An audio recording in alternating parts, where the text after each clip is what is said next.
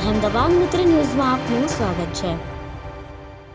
જીજી foundation director Shri social media activist Amit Parmar દ્વારા સંતરામપુરના પત્રકાર મિત્રો દ્વારા પ્રાંત સાહિબ સંતરામપુર મારફતે માનનીય મુખ્યમંત્રીશ્રીને આવેદન સુપ્રત કરવામાં આવી।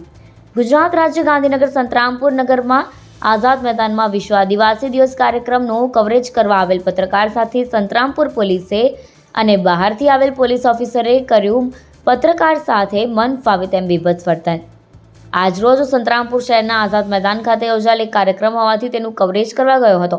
તે દરમિયાન આ કાર્યક્રમમાં પ્રવેશ કરી મિનિમમ 15 થી 20 મિનિટ સુધી હું હાજર રહ્યો ને ત્યાં મીડિયાની જે ફોટા વિડીયો જોતા હોય તે હિસાબે હું મારા મોબાઈલથી કાર્યક્રમ કેચઅપ કરતા તે દરમિયાન મારા પાછળ એક ભાઈ જેવો કાળો પેન્ટ અને વ્હાઇટ શર્ટ પહેરી આવેલ તેમને મને જણાવ્યું હતું કે ભાઈ તમે આ કાર્યક્રમમાંથી બહાર જતા રહો। જેથી આ બાબતે મેં ભાઈને પૂછ્યું કે કેમ અમે બહાર જઈએ, તો જેથી કાળા પેન્ટ અને વ્હાઇટ શર્ટવાળા ભાઈએ અમને જણાવેલ કે તમે કાળા કપડાં પહેરેલ છે ને અમારા પીઆઈ ડિંડોર સાહેબનો આદર્શ છે કે આ ભાઈને બહાર કાઢો।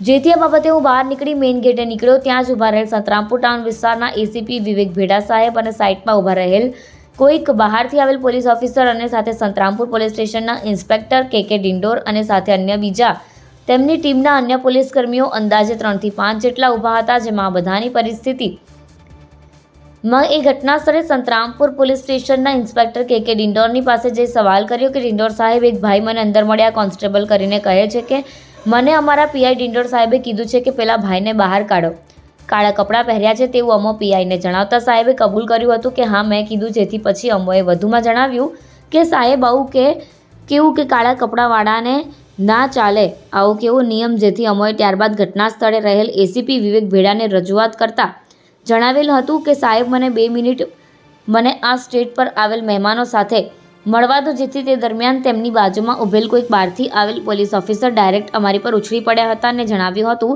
કે નહીં મળવા મળે અને કોઈક ગાળાનો ઉપયોગ કરી જણાવ્યું હતું કે આ સાલો કોઈ પણ હોય તમે એને પોલીસની ગાડીમાં નાખો। જણાવતા સ્થળ ઉપરના પોલીસ કર્મીઓ ગુદાઓ કરતા અમારી સાથે પત્રકાર સાથે બિલકુલ બીભત્સ વર્તન કરેલ અને અમોને જબરદસ્તીથી ઘટના સ્થળેથી ગાડી પોલીસ વાન સુધી લઈ જઈ વાનમાં બેસાડવાનો પ્રયત્ન કરેલ।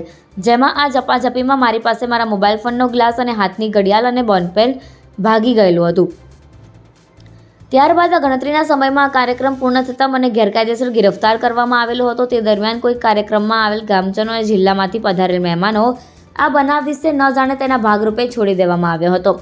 ત્યારબાદ આ કાર્યક્રમના તમામ આવેલ મહેમાનો જતા રહેતા ત્યારબાદ સંતરામપુર પોલીસ સ્ટેશન અમુક પોલીસ કર્મીઓ એક પોલીસની ગાડી લઈને ફરી આ ગાડીમાં 4 થી 5 ડી સ્ટાફના કર્મીઓ કોન્સ્ટેબલો આવેલ હતા મારી પાસે મેદાનમાં જ અને મને આજુબાજુ ઘેરવી જણાવેલ હતું કે ચલો સલમાનભાઈ તમને અમારા સાહેબ બોલાવે છે, જેથી અમુક કોઈ ગુનો ના કર્યો હોય। ખુશી હું ગયેલ પોલીસ સ્ટેશનમાં અને મને લેવા આવેલ કોન્સ્ટેબલે કોમ્પ્યુટર રૂમમાં બપોરના આશરે 1:30 વાગે બેસાડી રાખેલો હતો અને તે દિવસે 6 કલાક ઉપરાંત સુધી ગેરકાયદેસર પોલીસ સ્ટેશનમાં બેસાડી રાત્રે આશરે 8 વાગે મને ઘરે રજા આપી।